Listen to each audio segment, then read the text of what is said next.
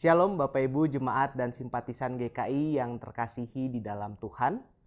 Berjumpa lagi dalam Sapaan Gembala Jumat 25 April 2025. Bersama saya Hans Takwa Walfred Sinaga. Saat ini saya melayani di GKI Zainal Zahze Sukabumi sebagai kader dalam tahap perkenalan. Sebelum kita membaca dan merenungkan firman Tuhan, mari kita berdoa. Terima kasih Tuhan atas anugerah keselamatan yang telah Kau berikan bagi setiap kami. Pada saat ini kami hendak membaca dan merenungkan firman-Mu.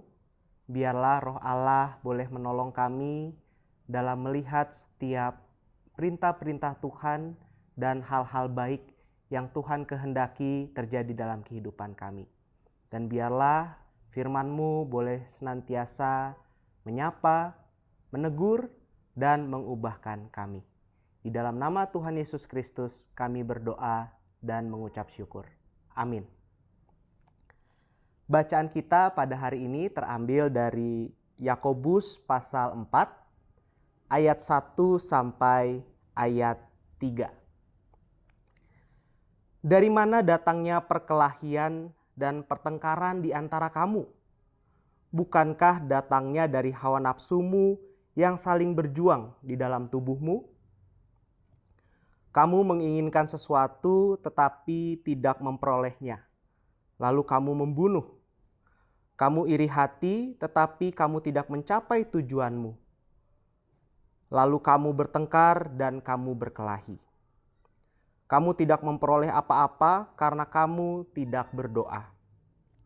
Atau kamu berdoa juga, tetapi kamu tidak menerima apa-apa karena kamu salah berdoa. Sebab yang kamu minta itu hendak kamu habiskan untuk memuaskan hawa nafsumu. Tema perenungan kita pada hari ini adalah saat konflik datang, kasih harus menang. Siapa di antara kita yang tidak pernah mengalami konflik? Bahkan dalam hubungan yang paling dekat, antara suami istri, orang tua anak, sahabat karib dan saudara sekalipun, konflik bisa muncul. Kadang konflik itu dimulai dari hal kecil, ucapan yang tidak sengaja menyakiti, perhatian yang terasa berkurang, atau ekspektasi yang tidak terpenuhi. Bapak Ibu Saudara-saudara yang terkasih, ada kisah dua anak remaja. Mereka sudah bersama sejak SMA. Mereka bertumbuh bersama, melayani bersama. Namun karena satu miskomunikasi soal pelayanan gereja, hubungan mereka menjadi renggang. Satu merasa dilangkahi, yang lain merasa tidak dihargai. Tidak ada teriakan, tidak ada konfrontasi. Hanya ada keheningan dan jarak yang semakin tumbuh perlahan demi perlahan.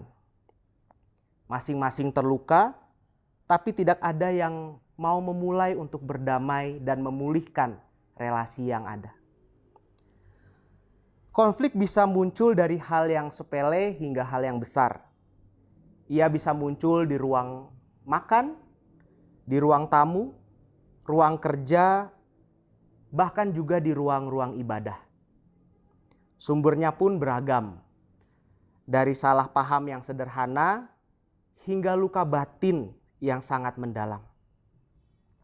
Tapi satu hal yang pasti, konflik yang tidak diselesaikan akan membawa kehancuran, bukan hanya pada hubungan saja, tetapi pada diri sendiri. Hari ini dalam Yakobus 4 ayat 1 sampai 3, Yakobus bertanya dengan sangat tajam. Dari manakah datangnya sengketa dan pertengkaran di antara kamu? Bukankah dari hawa nafsumu yang saling berjuang dalam tubuhmu? Yakobus hendak mengajak jemaat pada masa itu melihat lebih dalam.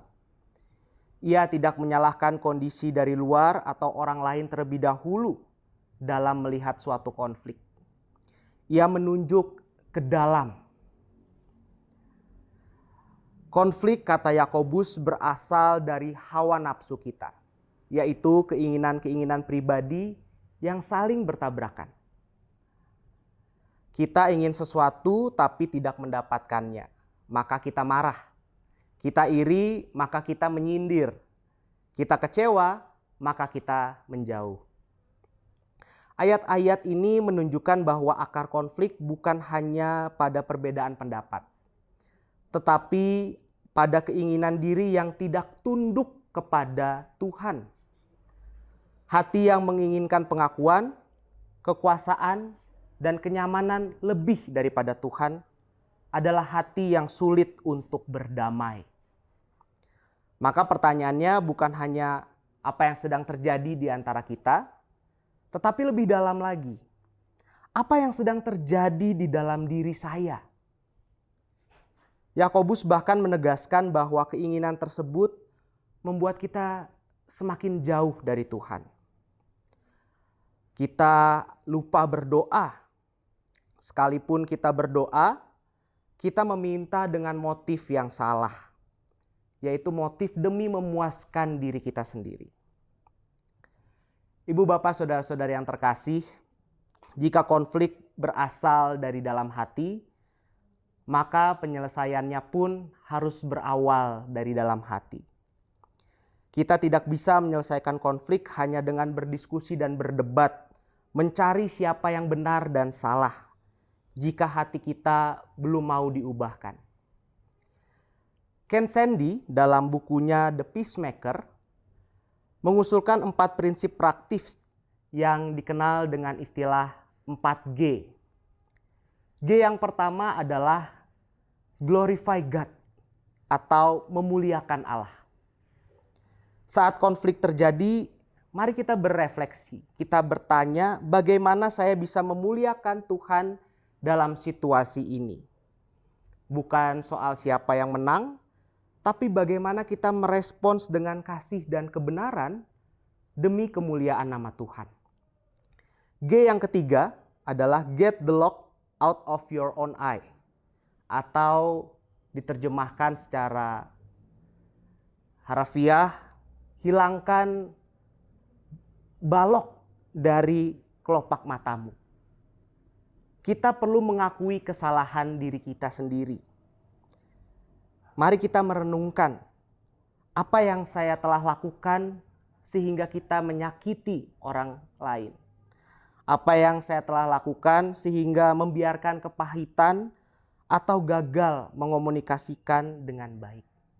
Kita akui kontribusi kita dalam suatu konflik. G yang ketiga adalah gently restore atau pulihkan dengan damai. Yakobus mengingatkan kita untuk menghindari konfrontasi keras. Kita datang dengan hati yang lembut dan penuh kasih. Sekali lagi, bukan untuk menyalahkan, tetapi untuk membangun dan memulihkan relasi yang rusak. Dan G yang keempat, go and be reconciled. Datang dan berdamailah. Jangan kita menunggu orang lain berubah atau datang duluan kepada diri kita. Ambillah langkah pertama. Yesus sendiri berkata dalam Matius 5 ayat 9, berbahagialah orang yang membawa damai. Ibu, bapak, saudara-saudari yang terkasih, konflik adalah bagian dari hidup. Tetapi sebagai pengikut Kristus, kita dipanggil bukan untuk menghindari konflik, melainkan untuk menyelesaikannya dengan kasih, kerendahan hati, dan juga keberanian. Kita bukan hanya penyelesai masalah, tetapi juga pembawa damai. Dan damai itu kita mulai bersama Tuhan dari hati yang tunduk kepadanya. Berdamai bukan berarti menyetujui yang salah atau mengorbankan kebenaran demi ketenangan. Damai sejati bukan soal siapa yang menang atau siapa yang kalah, melainkan tentang bagaimana kita bisa berjalan bersama dalam terang kasih dan kebenaran Tuhan. Kita belajar menegur dengan kasih, mengampuni dengan tulus, dan menyusun kembali hubungan yang rusak dengan kehadiran Roh Kudus sebagai penolong. Mari berdamai dengan diri sendiri, dengan sesama, dan dengan Tuhan. Karena di dalam damai Kristus, relasi dipulihkan dan kasih kembali bersemi. Demikian renungan kita hari ini. Mari kita berdoa.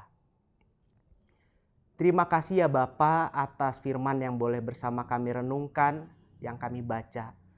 Engkau mengingatkan kami untuk mengendalikan diri kami, untuk semakin mendekatkan diri kami kepada Tuhan, sehingga kami dapat memulihkan relasi-relasi yang rusak.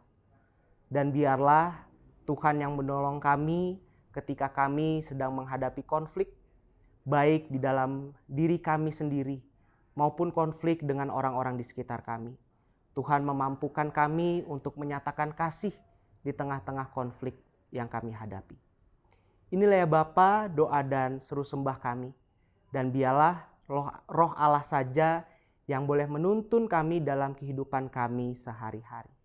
Di dalam nama Tuhan Yesus Kristus kami telah berdoa. Haleluya. Amin. Demikian renungan kita pada hari ini. Biarlah renungan kita boleh menolong kita dalam menjalani kehidupan kita sehari-hari. Tuhan memberkati.